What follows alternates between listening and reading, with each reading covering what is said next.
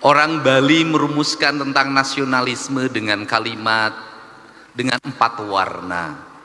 Tanah dilambangkan dengan warna hitam, air dilambangkan dengan warna putih, angin dilambangkan dengan warna kuning, dan cahaya matahari atau panas dilambangkan dengan warna merah. Keempat itu menjadi konsistensi bagi orang Bali dengan ajaran Trihita Karana.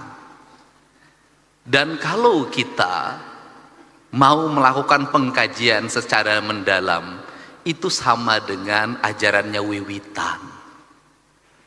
Lama kita masuk dalam sebuah kerangka berpikir bahwa itu dalam kaidah agama kita dianggap sebagai perbuatan kemusyrikan.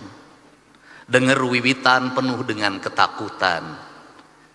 Maka saya lama sekali menghadapi itu dengan penuh kesabaran.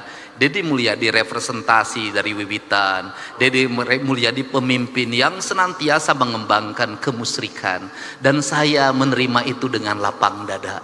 Kenapa? Bagi saya tidak masalah saya disebut musyrik, tidak masalah saya disebut kaum Wiwitan.